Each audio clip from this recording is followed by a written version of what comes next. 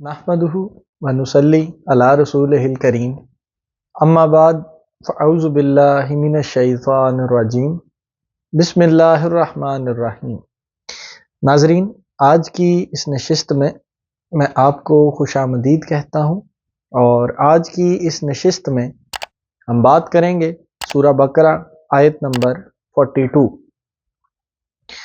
इस आयत का तर्जुमा कुछ यूँ है, और हक की आमेज़िश बातिल के साथ ना करो और ना ही हक को जानबूझकर छुपाओ। नाज़रीन, अगर इस आयत मुबारका के मैं ज़ाहरी मफ़हूम पे बात करूं तो इसका ज़ाहरी मफ़हूम बड़ा सीधा है कि हमें चाहिए कि हक बात का ऐलान करें, हक का साथ दें, झूठों का साथ ना दें, गलत लोगों का साथ ना दें और ना ही हक जानते हुए उसको छुपाएं, बल्कि हमेशा हम सच बोलें। ये तो इस आयत मुबारका का हो गया ज़ाहरी मफ़हूम। अब नाज़रीन, अगर हम इस आयत मुबारका का एनालिसिस करें, इस आयत मुबारका का डीपली मुतालिया करें, इस पर गौर व फिक्र करें, तो इस आयत मुबारका से हमें बहुत सारे और पहलू भी मिलते हैं।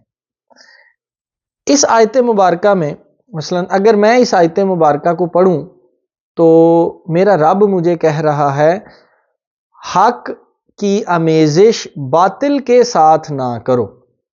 इसका मतलब मेरे रब ने मेरे अंदर हक भी रखा, मेरे रब ने मेरे अंदर बातिल भी रखा, और मेरा रब मुझे मना कर रहा है कि ऐ मेरे बंदे, तू इन दोनों को इकट्ठा ना कर।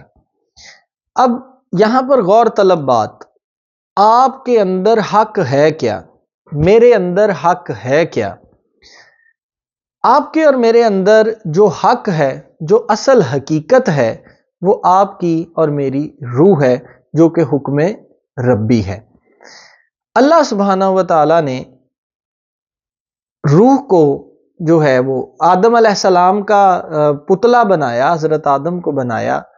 तो अल्लाह सुब्हानहू व तआला ने फरिश्तों को कहा कि जब मैं अपनी रूह से इसमें रूह फूंक दूं तो फरिश्तों तुमने क्या करना है, आदम को सजदा करना है। इसका मतलब हमारे अंदर जो हमारी रूह है, दर हकीकत वो असल हकीकत है, असल हक हमारी रूह है। अब हम में से कितने लोग हैं जो अपनी रूह से वाकिफ हैं, जिनकी अपनी रूह से दोस्ती है, जिनका अपनी रूह से कोई ताल्लुक है? तो मेरा ख्याल है कि बहुत कम लोग ऐसे होंगे जिनका अपनी रूह से कोई ताल्लुक है, कोई राब्ता है और वो अपनी रूह को जानते हैं। तो नाजरीन, यहाँ पर मैं थोड़ा सा अगर इस आयत मुबारका को खोलूँ, अपनी रूह को खोलने की कोशिश करूँ, जिस तरह हम ज़ाहरी तौर पर खाना खाते हैं, सारे दोपहर का खाना खाते हैं, सुबह का नाश्ता करते हैं, दोपहर का खाना खाते हैं, रात का खाना खाते हैं, हम तवाना रहते हैं। बिल्कुल इसी तरह हमारे अंदर जो हमारी रूह है, हमें उसको भी खुराक देने की ज़रूरत है, फिर ही उसका और हमारा गहरा ताल्लुक जो है वो कायम होगा। अच्छा, हमारी रूह की खुराक है क्या? हमारी रूह की जो खुराक है वो दर हकीकत ज़िक्र इलाही है, वो दर हकीकत वो तमाम नेक काम हैं जिनको जब हम अदा करते हैं तो हमारी रूह को तक़वियत मिलती है।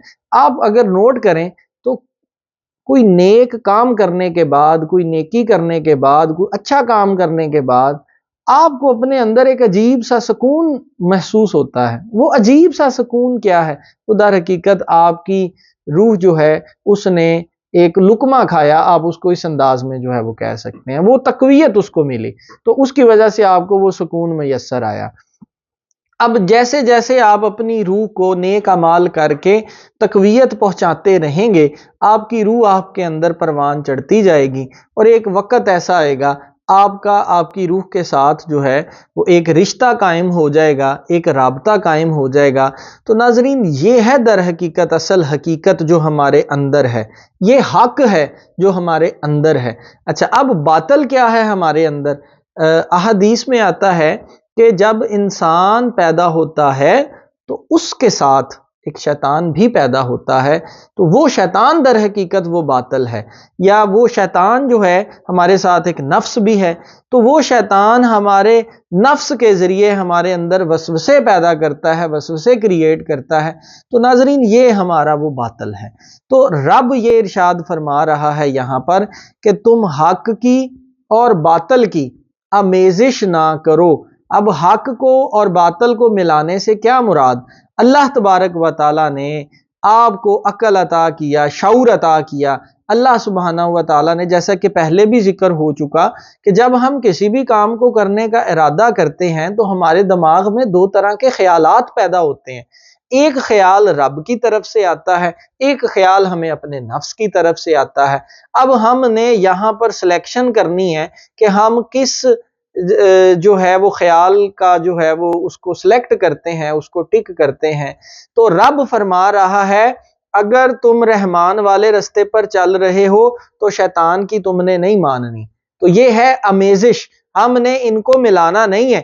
یہ نہیں کرنا کہ میں تھوڑے کام جو ہے وہ حق والے کرتے جاؤں، رحمان والے کرتے جاؤں، اور تھوڑے کام میں شیطان والے کرتے جاؤں۔ تو یہ آمیزش نہیں کرنی، ایک ہی رستے کو جو ہے وہ ہم نے اختیار کرنا ہے۔ تو بنیادی طور پر رب تعالیٰ، اللہ سبحانہ و تعالیٰ ہمیں یہ پیغام دینے کی کوشش کر رہا ہے کہ اے میرے بندے، تیرے اندر حق بھی ہے، تیرے اندر باطل بھی ہے، تو نے حق کو اور باطل کو دونوں کو مکس نہیں کرنا۔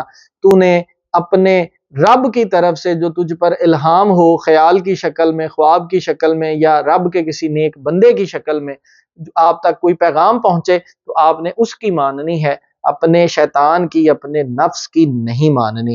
اور آخری حصہ اس آیت مبارکہ کا اللہ سبحانہ و تعالیٰ فرماتا ہے اور حق کو جان بوجھ کر نہ چھپاؤ۔ اس کا کیا مطلب؟ اس کا مطلب اگر میری روح سے تعلق ہو گیا تو مجھے چاہیے میں دوسروں کا بھی ان کی روح سے تعلق ڈیولپ کروں۔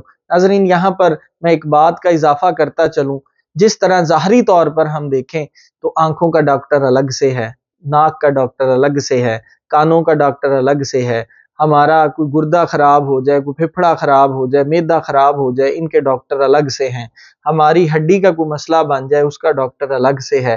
ناظرین اسی طرح ہمارے اس جسم کا جو بنیادی پارٹ ہے وہ کیا ہے؟ وہ ہماری روح ہے۔ تو اللہ سبحانہ و تعالیٰ نے روحوں کے ڈاکٹرز بھی بنائے ہیں، اور یہ روحوں کے ڈاکٹرز کیا کرتے ہیں؟ یہ روحوں کے ڈاکٹرز جو ہیں حق کو جانتے ہیں، ان ڈاکٹرز کا اپنی روح سے تعلق قائم ہوتا ہے، اور وہ یہ تعلق دوسروں کا ان کی روح سے جو ہے وہ یہ تعلق قائم کرواتے ہیں۔ تو میں دعا کرتا ہوں اللہ سبحانہ و تعالی ہمیں ہماری زندگیوں میں کسی ایسے بندے سے ملا دے جو ہماری روح کے ساتھ تعلق قائم کر دے، اور جس دن ہماری روح کے ساتھ تعلق قائم ہو گیا تو سمجھ لیجئے گا ہم فلاح والے لوگوں میں شامل ہو گئے ہیں، اور اللہ نے ہمیں چن لیا ہے۔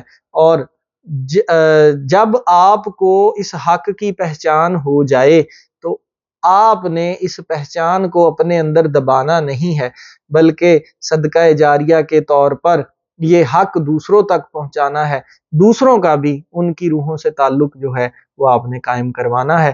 دعا کرتا ہوں اللہ سبحانہ و تعالی ہمیں ان تمام باتوں کو صحیح معنوں میں سمجھنے کی توفیق عطا فرمائے، آمین۔